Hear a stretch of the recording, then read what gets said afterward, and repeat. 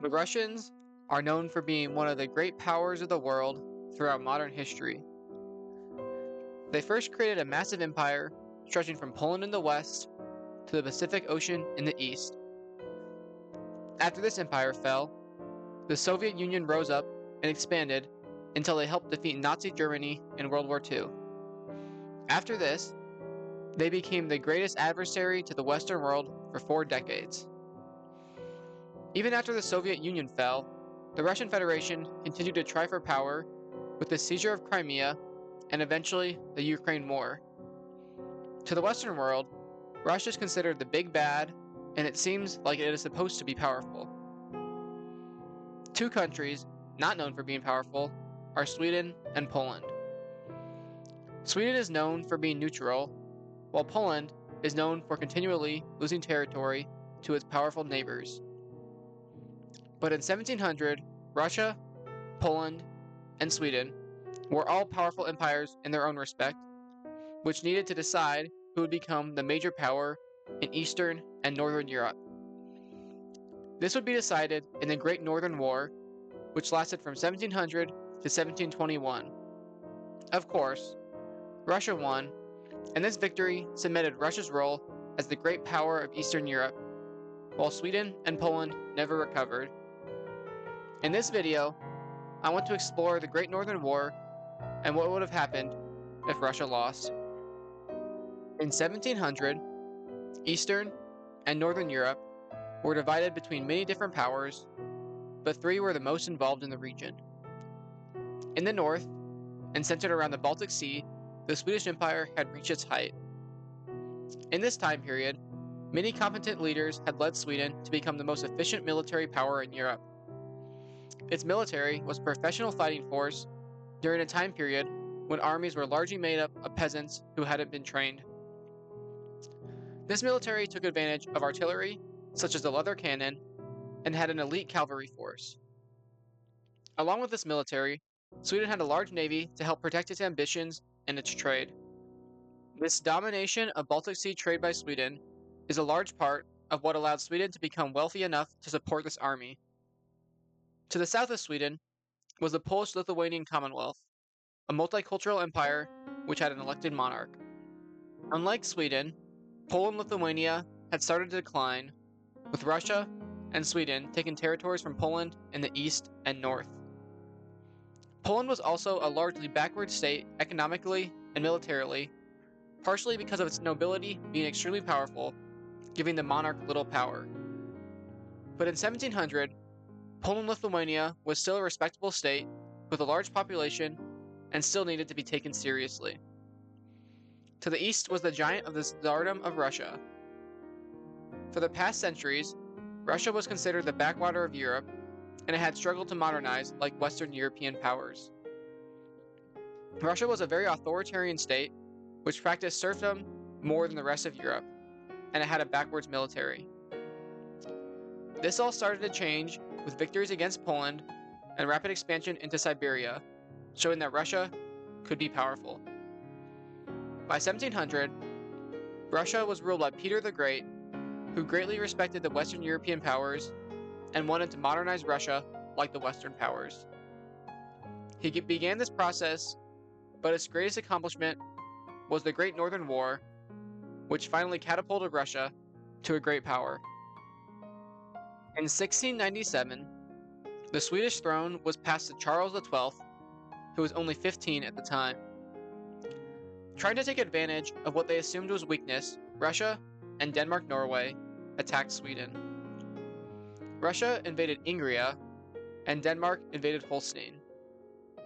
Poland, Lithuania, and Saxony also quickly joined the war because of Swedish aggression, as well as for their own gain. Russia captured Ingria by 1703 and established the city of St. Petersburg.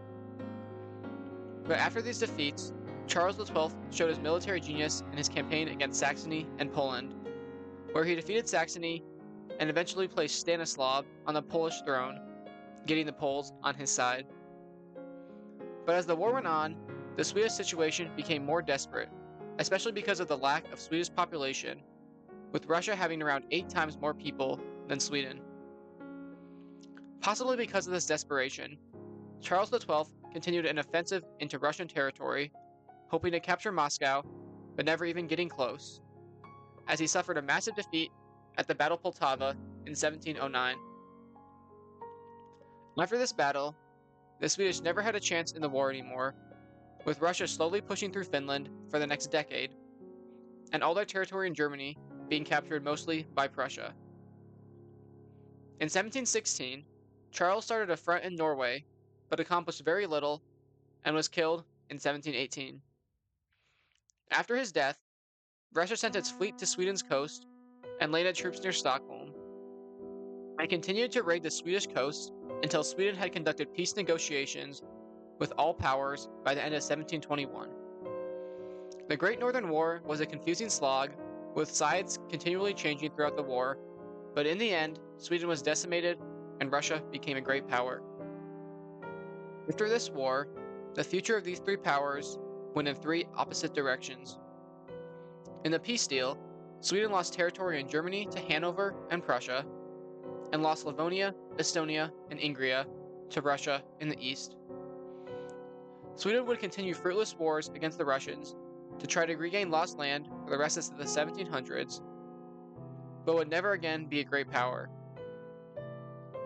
During the Napoleonic Wars, Sweden participated on both sides at different points, but at the end lost Finland to Russia, but gained Norway for compensation. After the Napoleonic Wars, Sweden adopted a policy of neutrality. In 1905, Sweden lost Norway and has had no territorial change since then, continually remaining neutral.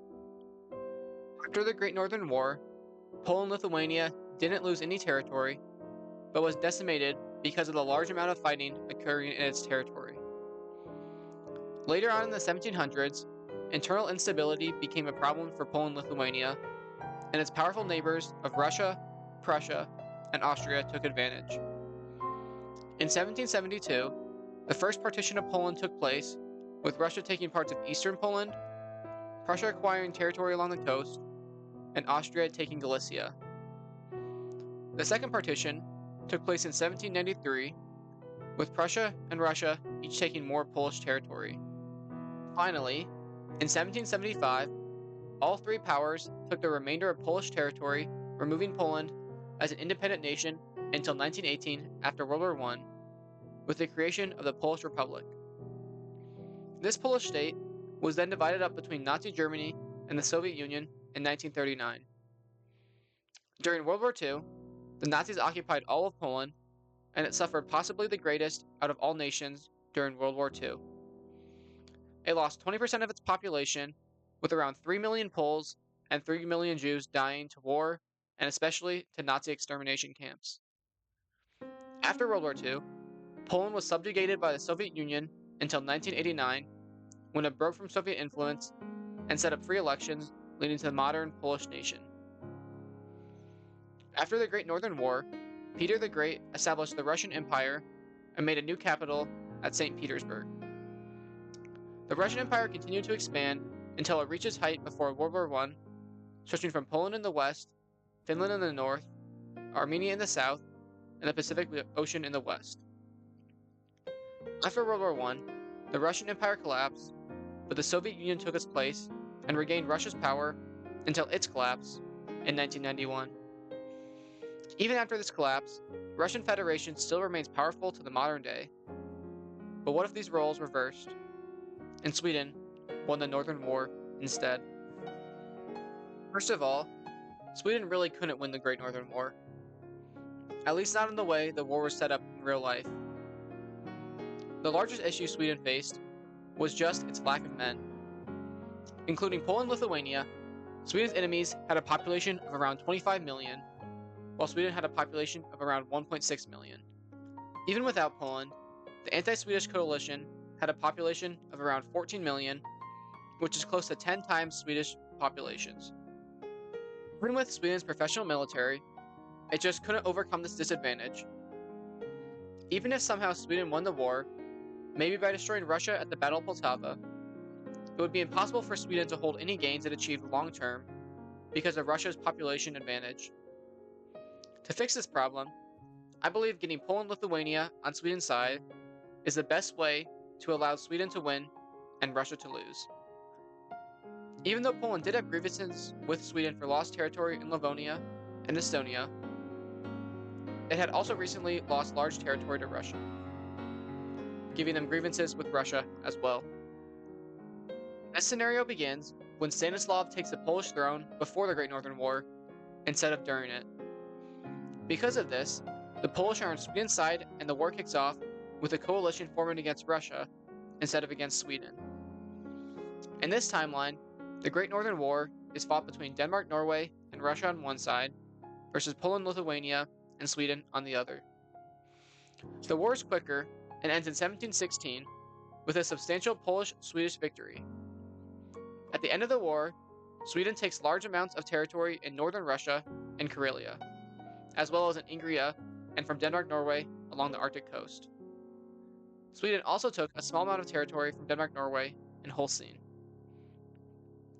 Poland took large territories from Russia, mainly in Ukraine. This was a smaller amount of territorial gain than Sweden, but the taken regions were much richer and more important.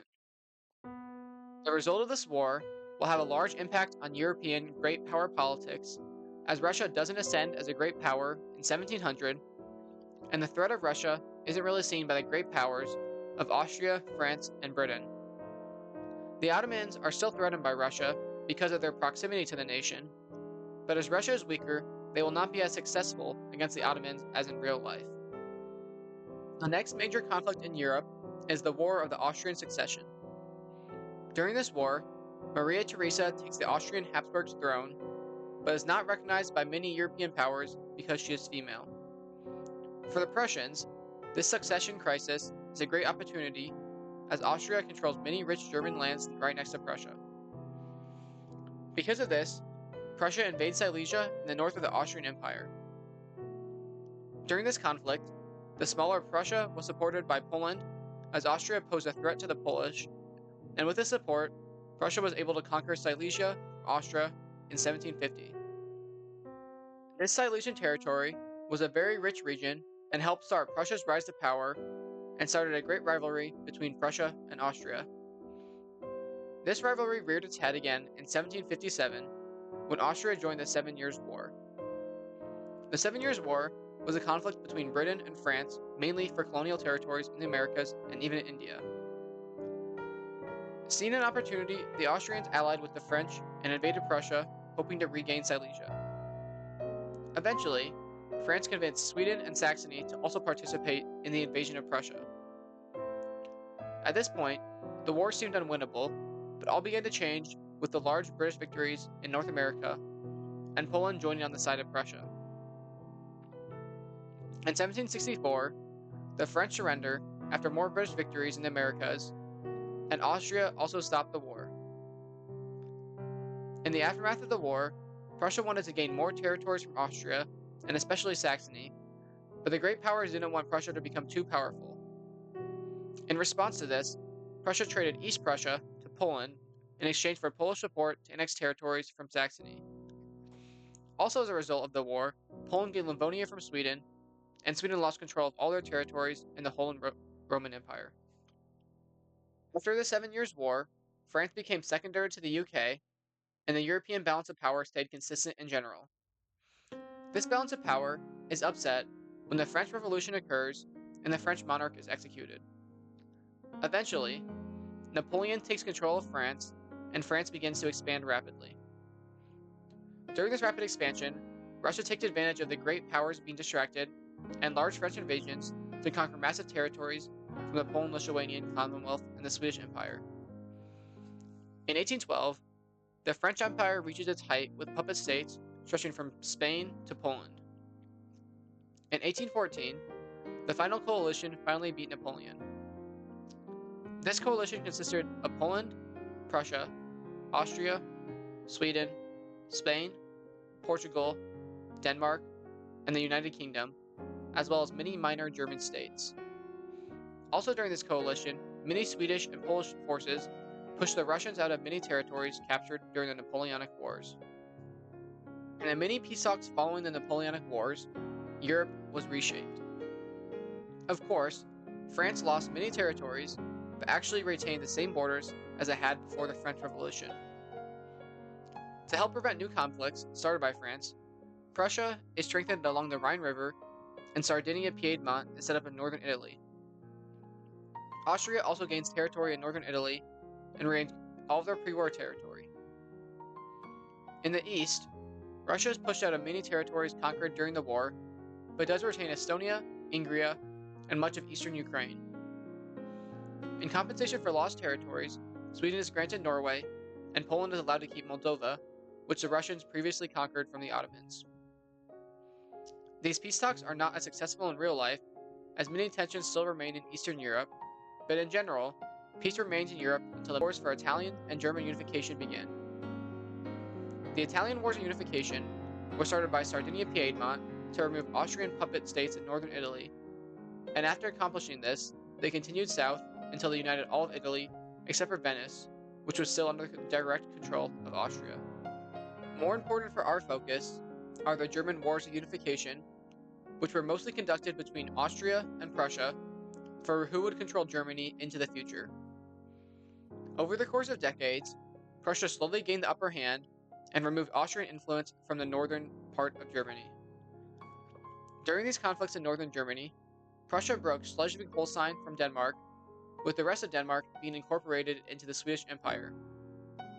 With these tensions in Germany and the grudges in Eastern Europe, the balance of power was starting to shift towards war.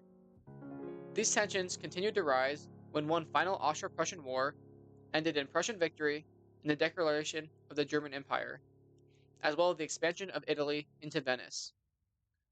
On the world stage, by 1900, the United States of America has grown into a massive economy and expanded its influence into the Caribbean. Africa has also been divided up between the European powers of France, Italy, Germany, Portugal, Spain, and Sweden. Sweden has also gained a colony on northern Borneo.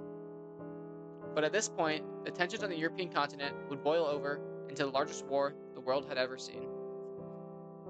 The Great War began in 1907 when Russia invaded Poland under the pretense of persecutions of Russians in Ukraine. In response to this, Sweden and Austria came to Poland's aid. After Austria joined the war, Germany and Italy took their chances to finally cause the collapse of Austria, and they convinced the Ottomans to also join in the destruction of Austria. After quick victories in Poland and Austria, Germany and Italy also invaded France in the hopes of territorial expansion, bringing France into the war. During this offensive, Germany invaded through Belgium, which was a neutral nation. Possibly because of this violation of neutrality, but most likely to maintain the balance of power, the United Kingdom joined the war in 1909. By 1910, both the Polish-Lithuanians and Austrians had officially signed separate peace deals with the invading powers because of continuous defeats. Even after these treaties, Polish resistant fighters continued fighting around Warsaw and Krakow, and upon the Austrian surrender, the Hungarians declared independence and continued desperate defense against the invaders. In the west, the Germans captured all of Belgium and large territories in northern France. Italy had invaded minor border territories in France, but spent most of their efforts against Austria. In the north, the Germans had captured Denmark, but didn't commit to any large offensives into Sweden proper, and Russia had captured most of Finland. At this point, the height of these powers were reached, with the first domino falling against the Ottomans. The British captured almost all enemy territory in Africa and incited an Arab uprising, destroying the Ottomans' power in the south and forcing the Ottomans to commit large number of troops to the southern front. After this, the Ottomans began to fully fall apart, and the Russians had to send in troops to maintain order. On the western front, more and more British soldiers were pouring in, and the Germans were slowly beginning to be pushed back. The real turning point, though, was when the Americans joined the war, and fresh troops began to pour into France and Sweden. Eventually the Ottomans surrendered, and much of the country had to be occupied by the Russians. After the Ottoman surrender, the Western Allies began to break through Italian lines, and Italy surrendered by 1913. After this, the Western Allies were able to start supporting the Hungarian and Polish resistance, as well as continuing to push against Germany and Denmark and West Germany. Sweden is also able to retake Finland from Russian forces during this time. Eventually, after continued Allied advances, the Germans surrendered unconditionally to the Allies, leaving Russia hopelessly alone. Finally, with troops from almost all nations present in Russia, the Russians realized the futility of their situation and surrendered in 1915. The war resulted in massive changes on the European continent and the world as a whole. Italy lost all of its colonies, along with medium-sized territories, to both the Austrians and French. The Russians lost large territories in the west, mostly to Poland, along with independent states being set up in the Caucasus and Central Asia, and the Japanese taking some of the Russian Far East. The Germans were treated harshly, losing Silesia to the Austrians, along with Baden, Bavaria, and Saxony being revived as independent states. But the nation given by far the harshest peace deal was the Ottoman Empire, losing all of their Balkan territory except for a small region of Thrace. They lost territory in eastern Anatolia to the new Armenian state, along with the French and British. The French and British also took all of the Ottoman Arab territories, except for the regions given to the Saudi state. After this massive conflict, Europe got to rebuilding, but the following decades went much differently than the great powers expected. In the 20s, the American economy boomed, and the Western European powers began to rebuild their nations after this massive conflict. But in Central Europe, great change occurred. In 1924, plebiscites were held in the newly independent nations of Baden, Bavaria, and Saxony. Saxony voted to rejoin Germany, while the vote in Baden was close and was put under close German supervision. On the other hand, Bavaria voted to join Austria. With this massive change, the Western powers were only consoled because of the Austrian promises to keep Germany under close supervision. Also during the 20s and early 30s, the Japanese began to militarize, and the Russians began to open up negotiations with the West. In the early 30s, the Austrians and Germans continued to grow closer, and mostly unbeknownst to the Western powers, the Prussians began to remilitarize, and the Austrians began to increase their military spending. Eventually, the Polish began to realize the coming danger and warned the Western powers of German aggression, but the Western powers did not want to commit to large military spending. This was all upended in 1935 when the two German powers jointly invaded Poland and blitzed through the nation. 1 week after this attack, Italy, Sweden, France, and the United Kingdom declared war on the German powers and hoped for a quick end to the war. Instead, massive numbers of German troops blitzed through northern France and Denmark, destroying any chance for large British interventions on the continent. By the end of 1936, the German powers had captured all of France and Italy, setting up puppet states in both former nations.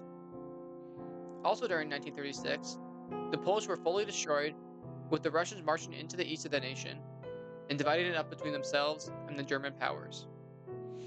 At the end of 1936, only Britain and Sweden stood against the German powers, with the Germans having large invasions going on in Sweden, Finland, and northern Africa. This all changed when in early 1937, the Austrians and Germans started the largest land invasion in human history by invading the Russian Republic with millions of troops. This marked the start of the true expansion of this conflict to a worldwide, desperate, all-out war. Also in early 1937, Japanese aggression in the Pacific caused the Americans to declare war on the Japanese, and in support, the German powers declared war on the Americas. This was the final major nation to join the war, and now the Germans and Japanese faced most of the world. By late 1938, the Axis powers reached their height, controlling effectively the entire European continent, as well as much of North Africa. At this point, the Germans had been halted by the Russians in the east and the Swedish in the north. The Japanese controlled much of China and Southeast Asia, but had largely overstretched their forces, and the Americans began to advance. In 1939, the British and Americans had retaken North Africa and began to land troops in Italy. They also landed large forces in Sweden. By early 1940, the Germans were being hemmed in on all sides by the British and Americans in Italy, as well as Sweden in the north and the Russians in the east. In July 1940, the Germans surrendered, and in August, the Austrians did. The Japanese took longer, but in January 1941, the Japanese surrender officially ended the largest war in history.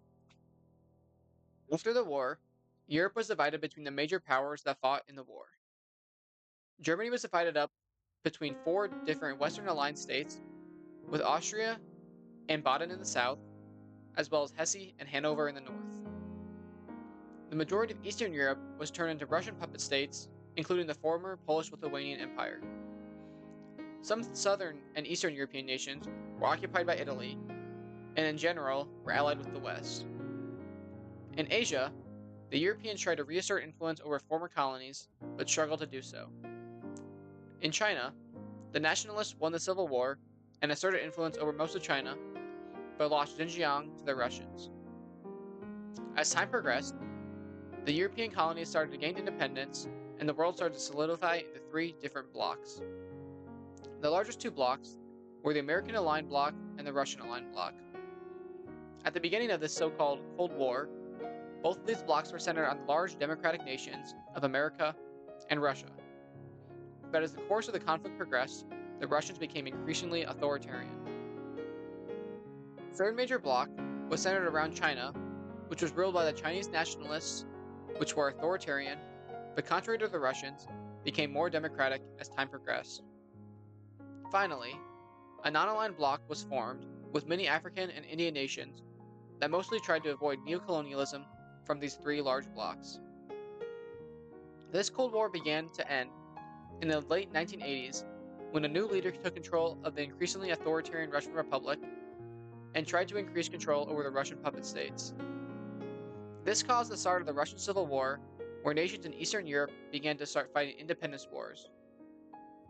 Eventually, the West began to intervene in regions like Germany and the Middle East, and revolts began to spring up in Russia itself. In response to this Western intervention, the Chinese began to invade Xinjiang, Mongolia, and the Russian Far East. At the end of the Russian Civil War, many Eastern European nations reunited into the Polish-Lithuanian Commonwealth, which composed the borders of the modern nation. Along with this Commonwealth, many newly independent nations were created out of the old Russian bloc. In the modern day, the world is dominated by the Chinese and Americans, but many regional powers are also on the rise. In Eastern and Central Europe, the most powerful nations are Germany, the Polish Confederation, Sweden, and Russia. Russia is largely under Chinese sway, but the rest of these nations are firmly in the American sphere. After the Russian Civil War, a new Russian Republic was set up under joint oversight by the Americans and the Chinese. This nation is somewhat democratic, but very oligarchic in nature. In the modern day, Russia is closer economically to China and its sphere than the West. Russia has a population of 96.9 million, but with an area of 6,440,000 kilometers squared, Russia is quite sparsely populated. Russia has a GDP per capita of 16.4 thousand and a total GDP of 1.589 trillion, making it a developing economy. Russia's capital and largest city is Moscow, with a massive population of 20.8 million. Following Moscow, Russia's largest cities are in order Kazan, Novosibirsk, Yekaterinburg, and Nizhny Novgorod. Germany was formed after the Russian Civil War by the unification of the Russian puppet state of Prussia, along with the Western Alliance states of Hanover and Hesse. Germany is largely based around Low German culture, separate from the High German culture in the nation of Austria to its south. Germany has a population of 65.4 million and an area of 303,000 kilometers squared. With a GDP per capita of 52.3 thousand and a GDP of 3.42 trillion, Germany is a very developed nation with a massive economy. Germany's capital is Berlin, with a population of 6.3 million, and following Berlin are Frankfurt and the Ruhr metro areas, with a population of 5 million each. Following this is Hamburg and Cologne. After the Russian Civil War, the nations of Latvia, Lithuania, Ruthenia, Ukraine, and Poland, along with some territory from the Russian Republic itself, united into the Polish Confederation, which is also known as the Polish-Lithuanian Commonwealth. Poland has a large population of 110.3 million and an area of 1,294,000 kilometers squared. Poland has a GDP per capita of 28.3 thousand and a GDP of 3.121 trillion, making it a developed nation, but not as rich as many Western European nations such as Germany. Poland is a multilingual nation with 44% of the population speaking Polish, 41% speaking Ukrainian, 10% speaking Ruthenian, 3% Lithuanian, and 2% Latvian. Along with these languages, the Russian language is still likely spoken in the regions colored brown, but Russian is not counted as a language by the Polish government and is instead counted as the similar languages of Ruthenian and Ukrainian. Poland is divided into 5 constituent commonwealths, with Poland being the largest with a population of 48.2 million. Ukraine is second with a population of 45.6 million, then Ruthenia with 10.1 million, Lithuania with 3.8 million, and Latvia with 2.5 million. The largest city and capital of Poland is Warsaw, which has a population of 4.7 million. The second largest city is Kiev, which is the primary Ukrainian city. Also in the top 5 are the cities of Katowice and Krakow, which are the second and third largest city in the Commonwealth of Poland. These two cities are very close to each other and are starting to grow into one unified metro area. Rounding out the top 5 largest metro areas is Minsk, which is the largest city in Ruthenia. Nordica, also sometimes known as Sweden, was able to resist Russian influence during the 1900s because of its important influence over the world wars and its close alliance with Western Europe and America. Nordica unites the Scandinavian peoples, along with the Finnic peoples, to the east. It has a population of 43.5 million and a very large area of 2,492,000 kilometers squared. Nordica has a GDP per capita of 74.3 thousand, making it one of the richest nations on Earth. This wealth comes from large oil deposits off of Norway's coast, along with having a large technology sector and because of extensive trade networks stretching across the globe. Overall, Nordica's GDP is 3.323 trillion, giving it one of the largest economies in the world. Nordica is dominated by the Scandinavian peoples, which speak a Germanic language also called Scandinavian, that comprises 77% of the population of Nordica. Scandinavian used to be composed of many separate languages, but recently has been standardized as one language. Even with this unified Scandinavian language, there are still many dialects, which can still be grouped into 6 dialect clusters, showing where separate languages used to be. In the east is the Swedish dialect cluster in blue, in red is the Danish dialects, in orange Norwegian, in light green Svalbard, in dark green Icelandic, and in purple Greenlandic. Besides Scandinavian, 10% of Nordica speaks Finnish, 4% Estonian, and 2% Karelian. These 3 languages are all part of the Uralic language family, which also holds languages such as Hungarian and Udmurt. Nordica is divided into 22 provinces, each with a degree of self-rule, but still with a strong federal government. The 5 most populous provinces are Mälardalen, the heartland of the Swedish people, Ingria, home to the large city of Charlestad, Zealand, the densely populated Danish islands, Rogaland, home to many isolated Norwegian cities and fjords, and Jutland, the entrance to the Baltic Sea. The largest city and capital of Nordica is Stockholm, with a population of 3.9 million. This city has been the center of Swedish culture for centuries, and is an important city even on the world stage. And second is the Öresund metro area, which is composed of the cities of Copenhagen and Malmö, which are situated on opposite sides of the Danish Straits. The third largest city is Charlestad, located in the east of the nation, and an important port city for trade going into Russia. The fourth largest standalone city is Oslo, the center of Norwegian culture, and the fifth largest city is Helsinki, the center of Finnish culture. These countries of Nordica and the Polish Confederation in Eastern Europe are only possible because of an alliance formed in 1700, taking down the largest threat in a great war for the North. Thanks for watching.